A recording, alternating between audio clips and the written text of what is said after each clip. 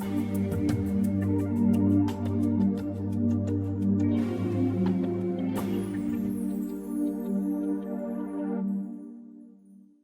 aujourd'hui nous sommes en compagnie de Jean-Jacques Biot, le responsable du musée des pompiers, oui c'est ça, à Oui. Attu. Je vous laisse nous représenter ce musée parce qu'il faut vraiment venir le découvrir.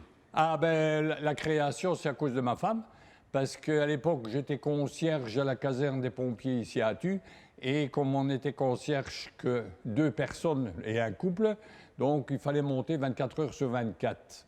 Le problème, c'est que quand ma femme partait en vacances, moi je devais rester de piquet, donc à la caserne. Et chaque fois qu'elle revenait de vacances, elle me ramenait une petite miniature de pompier, et c'est comme ça qu'a commencé la collection. Elle a commencé à me ramener un petit Mercedes avec, et puis après ça a été un gros camion, et pour finir, bon maintenant, actuellement, j'ai 4200 petites voitures en pompier, tout modèle et tout échelle confondu, hein, donc jusqu'au réel d'ailleurs. Alors ici, je vous présente une pompe anglaise qui vient de Buckingham et qui va accompagner, quand elle sera complètement terminée, va accompagner le camion qui allait avec, donc un vieux Austin 1936 qui vient d'Étal, donc qui était à la commune d'Étal, donc il y a quand même jusque 1983.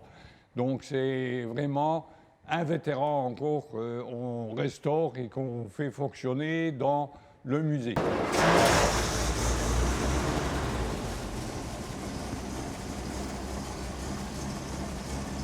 Ici, derrière moi, il y a un Dodge 1981. Donc, celui-ci a appartenu à la commune d'Aubange jusqu'en 2004. Et ils m'en ont fait cadeau pour pouvoir le restaurer et le remettre en état pour pouvoir promener les enfants quand ils viennent faire leur stage au musée. Mais je vous laisse nous présenter ne serait-ce que le véhicule derrière vous qui est vraiment, vraiment magnifique comme ça visuellement, et puis c'était quand même un camion de pompier. C'est le camion de pompier donc, qui vient de la ville d'Arlon. Et celui-là, il a une anecdote, c'est parce que je l'ai repéré déjà en 1957. J'ai une photo en haut, j'étais en train, les mains dans les poches, en train au congrès à Attu, en train de le regarder. Et un jour, j'ai dit, ce camion me dit quelque chose.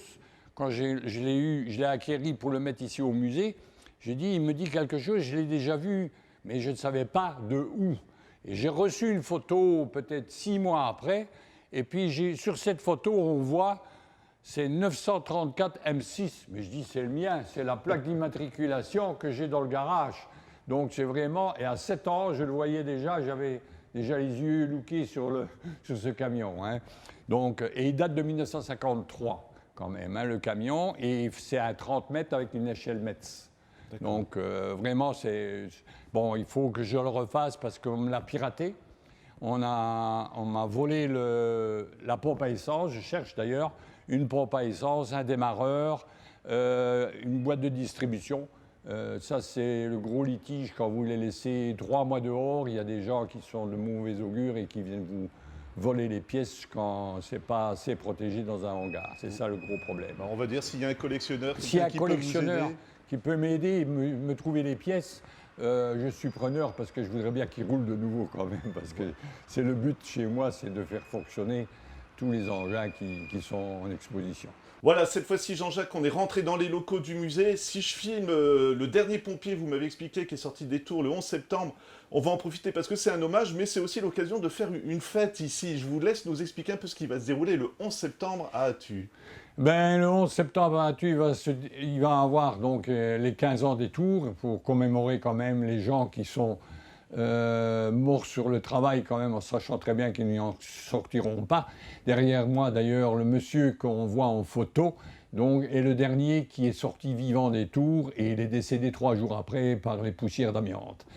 Et c'est quand même pour commémorer les manifestations elles-mêmes. Il y aura des tours en camion, ancêtres, qui seront sur place. Il y aura aussi des dédicaces. Il y a Stédo, le dessinateur de la BD. Il y aura Serge Amorès, qui est aussi un fan, il y a un érudit de tout ce qui est camion et en mémoire. Il a 2 volumes, 2 tomes sur les camions qu'on ne voit jamais, donc militaires aussi, mais du service d'incendie.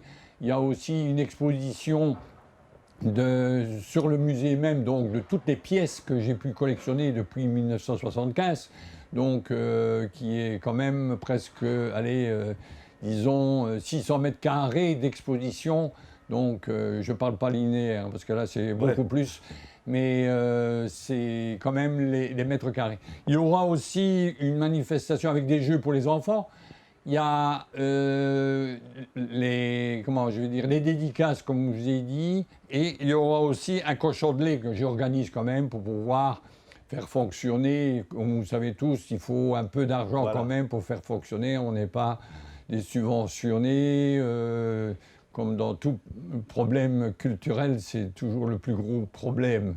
Et puis il faut réparer, c'est sûr, ça coûte beaucoup d'argent, les camions à réparer, les entretiens, donc c'est pour ça. Et ce jour-là, il y aura aussi donc à Thuey-l'Acier, l'autre musée qui est juste à côté, qui sera aussi ouvert. Donc si c'est l'occasion pour les gens qui n'ont pas eu le temps jusque maintenant de faire visiter le musée, puisque ça fait quand même 10 ans qu'on est sur les lieux, donc c'est pour les inciter à venir voir, ça vaut quand même le coup d'œil. Je dis aux gens qui viennent, pas croire que ça va durer une demi-heure la visite.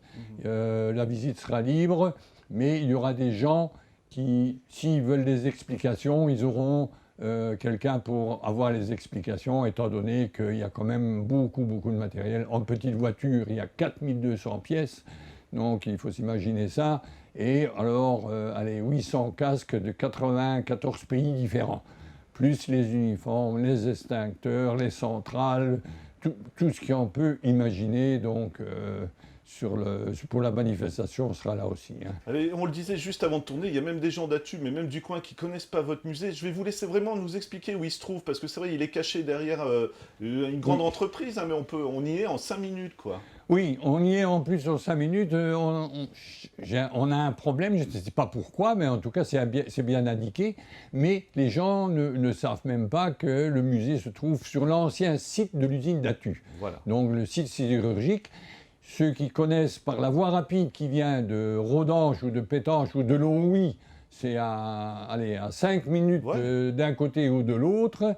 Et c'est facile à trouver, enfin, mais bon, c'est vrai qu'on est un peu retiré puisque c'est les anciens bâtiments de la sidérurgie, mais on a renseigné les lieux, on donne des prospectus avec des lieux, des situations, mais les gens, même en ville, ne savent pas. Par moments, c'est drôle, mais c'est comme ça. Pourtant, je ne peux pas dire que je ne fais pas de publicité, mais il est connu plus par les étrangers que les locaux. C'est ça qui est plus marrant. J'ai des Hollandais la semaine dernière qui sont venus, ils venaient du côté de la Norvège. Donc, parce que j'ai dû tout donner, les explications en allemand. Donc, parce que ces gens ne connaissent pas donc, la langue française, donc ils parlent néerlandais, mais moi je ne le parle pas, et mon traducteur était en congé. Donc j'ai dû faire les explications, 2 heures d'explications en allemand, mais ce n'est pas un problème. Hein, donc en allemand, non, puis là, ça prouve encore une fois votre passion, c'est que vous savez vous adapter aux situations aussi quand vous recevez du monde, quoi, tout simplement. Voilà, quand je reçois du monde, bon, si vraiment les gens ne savent pas parler le français ou alors ils ne parlent qu'en anglais, bon, je fais venir des gens qui font les traductions en anglais et en néerlandais aussi pour que les gens... Mais là, il faut me prévenir un petit peu à l'avance quand même. Hein, donc, mais autrement, je fais aussi, mais ça aussi, il faut prévenir, je fais le gestuel. Donc, pour les sourds et les malentendants. Je suis d'ailleurs, on est peut-être 3 musées en Belgique qui le font.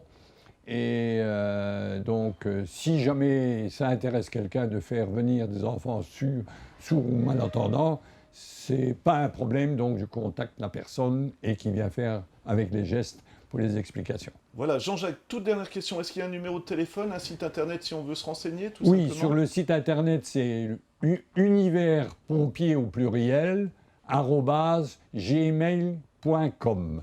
Alors, mon numéro de téléphone pour celui-là qui veut me contacter en dehors des heures de visite normales, parce qu'on peut venir les jeudis et les samedis. Maintenant, ça va avec la nouvelle transformation de l'anniversaire. Je vais me porter sur le samedi et supprimer le jeudi. Et là, alors, il faut me joindre sur téléphone. Les autres jours, c'est sur rendez-vous. Hein. D'accord. Donc, alors, vous faites le 32 477 20 29 68. Donc ça, c'est mon portable, ou alors au privé. Alors, vous pouvez aussi me toucher au privé, donc en Belgique aussi. Donc le 32 63 38 84 17. Voilà. Donc, pour celui-là qui veut me contacter ou prendre renseignement, il peut toujours me trouver sur... mais sur eBay, il n'y a pas de problème aussi. Je suis aussi actuellement sur Facebook. La commune m'a quand même mis à disposition ce qu'il fallait. Voilà, ben vraiment, donc prochain rendez-vous le 11 septembre, vraiment une belle occasion de découvrir le musée, hein, tout simplement. Oui, ça sera pour voir un peu en détail, parce qu'en général, les gens ils viennent, ils me disent toujours, on est toujours trop court. Hein. Il faut quand même compter minimum, celui-là qui veut les explications, il faut quand même 1h30 d'explications pour avoir un peu la base, je dirais.